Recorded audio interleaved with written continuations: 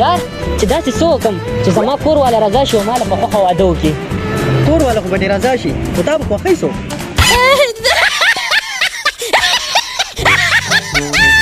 ستا تصویر چې را سره دی نو مالدار یم، خو بیا هم زه په ارمان ستا د دیدار یم.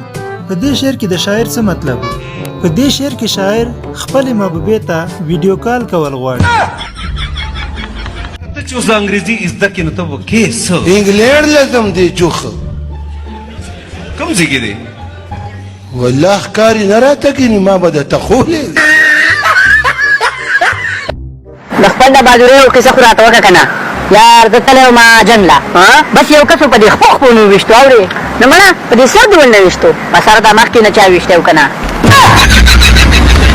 اور یو خبره بله واورئ زه ټینشن نه اخلم ځکه داسې ښکلې یم چې کله ما ټینشن اخیستو زه به وچټه سوم داسې به رانه دا مخ به رانه ځوړند اوسم.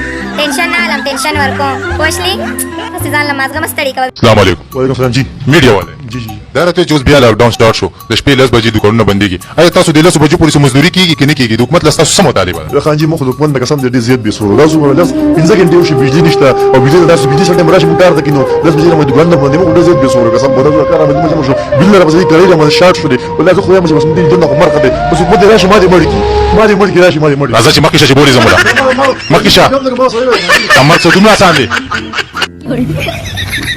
هلکه ولې خفه یاره 500 روپۍ راکړه چې وویم درته.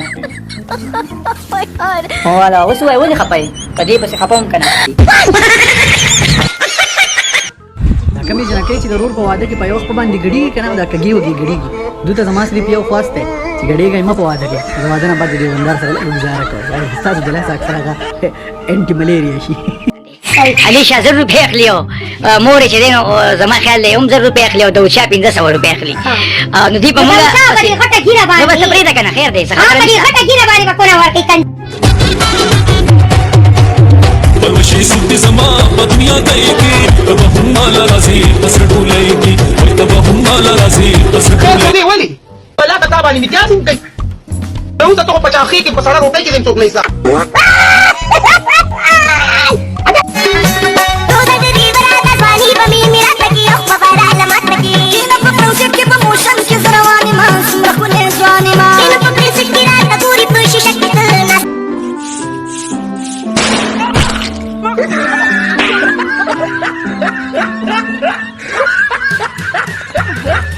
الله نو کور دې وران شه خیر ده که مونږ غریب یاستو د غریبانو زړه ډېر غټ وي په دې پوهېږې हमारा दिल बड़ा है हम गरीब है लेकिन हमारा दिल बहुत बड़ा है ताغونې نکما نه یاستو کو